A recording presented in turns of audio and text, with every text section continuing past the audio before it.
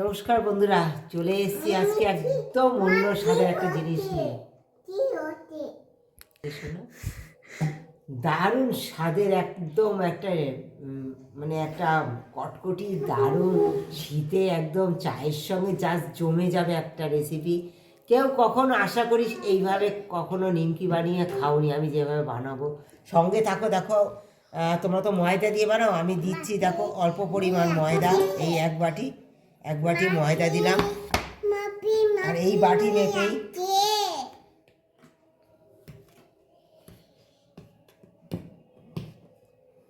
মেপেই এক বাটি আটা। তোমরা খেয়েছো ময়দা দিয়ে, কিন্তু আমি দেখো আটার পরিমাণটা বেশি দিলাম একটু। হ্যাঁ, আর এই আটা আর ময়দাটা একসঙ্গে মিশিয়ে নিচ্ছি। এর মধ্যে সামান্য চিনি দিয়ে দিলাম, একদম যত সামান্য। দিয়ে দেবো একটু বেকিং সোডা,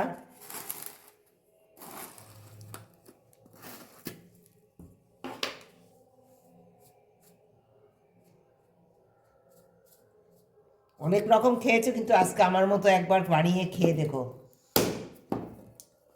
আমি যেভাবে বানাচ্ছি জাস্ট তোমরা একটু ফলো করো আমি কিভাবে বানাচ্ছি রেসিপিটা।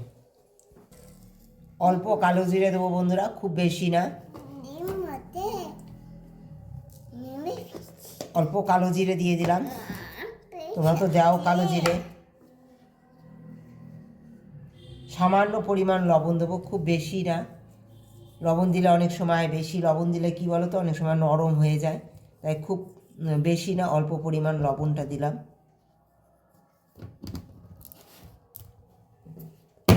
এবার দেবো দেখো বাটার। অনেক রকম খেয়েছো নিমকি, একবার আমার মতো করে একবার বানিয়ে দেখো।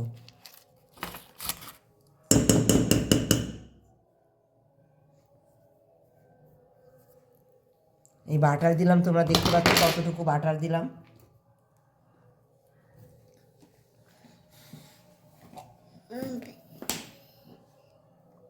দিয়ে দেবো অল্প পরিমাণ ঘি, 1 চামচ, মানে টিস্পুনের 1 টিস্পুন ঘি। এই দিয়ে দেব ময়াম, এই দিয়ে সমস্ত বাটার, ঘি, এই বেকিং সোডা সমস্ত কিছু দিয়ে ময়ামটা দেব। খুব ভালো করে ময়ামটা আমি দিয়ে নেবো বন্ধুরা। অনেক রকম বানিয়েছো, কিন্তু একবার আমার মতো করে এইভাবে বানিয়ে দেখো। ময়ামটা খুব ভালো করে ঘি বাটার দিয়ে ময়ামটা দেব। এটা যে এত সুস্বাদু হবে না, মুখে দিলেই মনে হবে যেন কি একটা খাচ্ছি, যে মানে বুঝতেই পারবে না। অনেক তো নিমকি খেয়েছে, কিন্তু একবার এইভাবে নিমকিটা বানিয়ে খেয়ে দেখো। দেখো বন্ধুরা, অল্প পরিমাণে যে সাদা তেলও দিয়ে দিলাম, আমি আর একটু ঘি দিয়ে দেবো বন্ধুরা।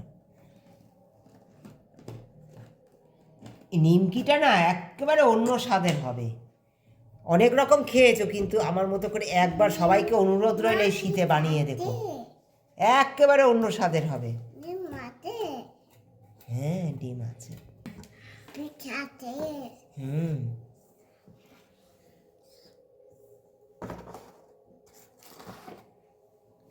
খুব ভালো করে ময়ামটা দেবো বন্ধুরা। দেখো বন্ধুরা, কত সুন্দর ময়াম দেওয়া হয়েছে। দেখো এই যে দলা হয়ে গেছে, একদম 1 মুঠ করেছি। এই দেখো পুরো ভেঙে চুরচুর হয়ে গেল, পুরো ময়াম রেডি। এরপর আমি এটা জল দিয়ে সুন্দর, যেমন আটা ময়দা মাখে ঠিক সেরকমভাবে মেখে নেব। এখন ডিম নিয়ে নিয়েছি, আর এদিকে 500 দুধ আমি নিয়ে নিয়েছি। এই যে 500 দুধ আমার উষ্ণ গরম আছে। হ্যাঁ, এটা রেডি করে রেখেছি আমি, উষ্ণ গরম করে রাখতে হবে ওটা।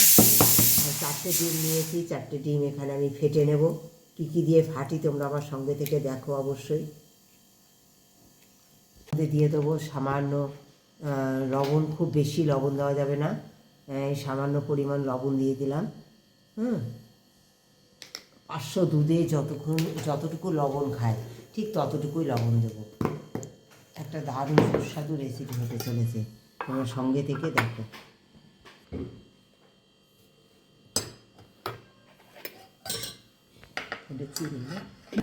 ডিমটা খুব ভালো করে ফেটে নেব আগে, খুব ভালো করে এটা ফাটতে হবে বন্ধুরা। একদম গেজা না হওয়া পর্যন্ত এটা ফাটতে হবে। যত ডিমটা ফাটবে তত সুস্বাদু হবে, একদম তোমরা অনেকেই এই রেসিপিটা করেছো এবং খেয়েছো, কিন্তু তোমাদেরকে আমি অনুরোধ, মানে আমার রেসিপিটা দেখার জন্য তোমাদের সকলকে অনুরোধ করলাম, স্কিপ করে কেউ দেখো না, কারণ এর মধ্যে যে মহত্ব রয়েছে অবশ্যই তোমরা শিখতে পারবে, জানতে পারবে যে কী করে এই রেসিপিটা এত সুস্বাদু হলো এবং ভালো হলো। হ্যাঁ, খুব সহজেই হলো। মধ্যে দিয়ে দেবো, দেখো আমি দিয়ে দিচ্ছি যত, খুব বেশি পরিমাণ চিনির প্রয়োজন নেই, চিনি খুব বেশি দিলে পরে এটা আটকে ধরবে, তাই অল্প পরিমাণ চিনি দিতে হবে, যতটুকু মানে সামান্য, খুব বেশি মিষ্টি হবে না, খুব বেশি একদম মিষ্টি ছাড়াও হবে না, মিডিয়াম। হ্যাঁ, তার জন্য দেখো আমি 2 চামচ দিয়ে দিলাম চিনির গুঁড়ো, কিন্তু এটা চিনির গুঁড়ো। হ্যাঁ, এই দেখো আমি 3 চামচ দিয়ে রেখে দিলাম, দেখে পরে আবার দেওয়া যাবে। আর দিয়ে দেবো সুজির গুঁড়ো, এই যে সুজি নিয়েছি, সুজির গুঁড়ো দেবো।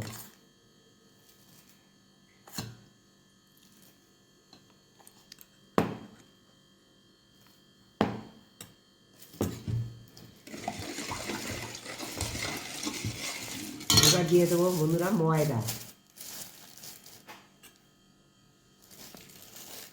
ময়দাটা পরিমাণ অনুসারে দিতে হবে বন্ধুরা, গোলায় যতটা লাগবে ততটা,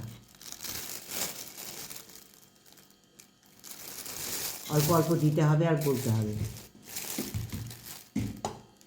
তোমাদের ব্যাটারের থিকনেস অবশ্যই দেখাবো, সঙ্গে থাকো।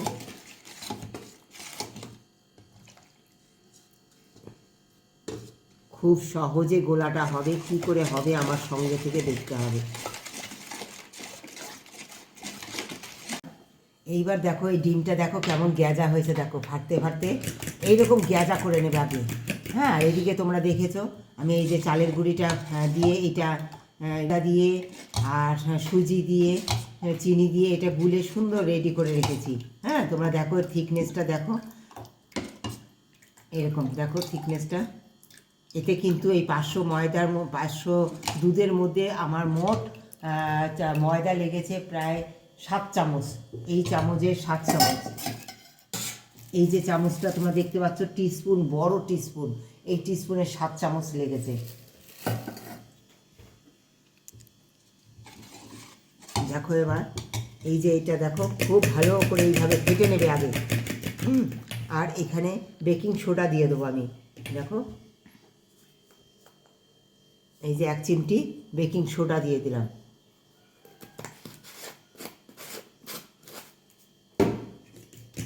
বেকিং সোডাটা দিয়ে ফেটে নেবো বন্ধুরা। আর দেখো ডিমটা এর মধ্যে দিয়ে দেবো, চালনির মধ্যে।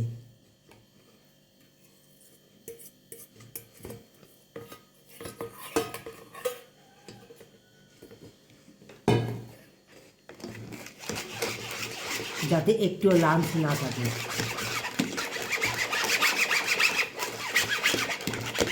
খুব স্মুথভাবে এটা পড়ে যাবে।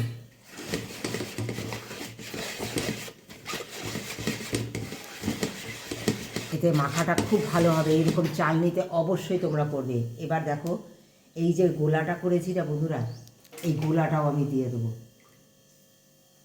জানো এই চালনিতে করলে পরে এই যে একটা গুটি গুটি ভাব থাকে চালে ময়দার, সেইটা কখনোই থাকবে না, খুব সুন্দরভাবে এটা হয়ে যাবে।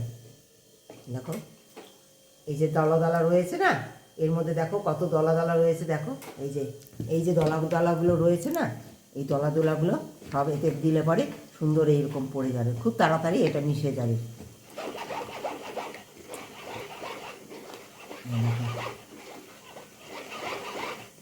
খুব তাড়াতাড়িভাবে এই গোলাটা আনাতে, এই গোলাটা করতে অনেক সময় লেগে যাবে, যেখানে 1 ঘন্টা লাগে সেই 1 ঘন্টার কাজ 2 মিনিটে হয়ে যাবে। তোমরা যদি এই চালনিতে চেলে এটাকে মিশিয়ে নাও, হ্যাঁ চালনিতে চেলে নেবে, এটা গোলার পরে চালনিতে এইভাবে চেলে নেবে, একদম স্মুথ একটা ব্যাটার তৈরি হয়ে যাবে, স্মুথ ব্যাটার। অনেকক্ষণ ধরে গোলার কোনো প্রয়োজন নেই, যে কোনো গোলা তোমরা এরকমভাবে যদি করো না, খুব তাড়াতাড়ি, মানে আধ ঘন্টার গোলার কাজ আধ ঘন্টা ধরে যে স্মুথ করার জন্য যে ব্যাটারটা তৈরি করতে লাগে সেটা 2 মিনিটে হয়ে যাবে।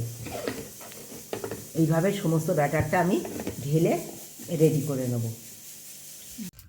দেখো বন্ধুরা, আমি না একটু কেকের জন্য মশলা তৈরি করেছি।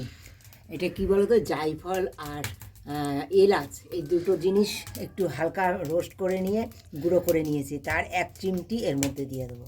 এই দেখো, জাস্ট 1 চিমটি। এই আর একটুখানি দেখো, একদম 1 ফোঁটা। দারুণ একটা ফ্লেভার হবে জানো বন্ধুরা, দারুণ ফ্লেভারের তৈরি হবে। কি তৈরি হতে চলেছে তোমরা সঙ্গে থেকে দেখো।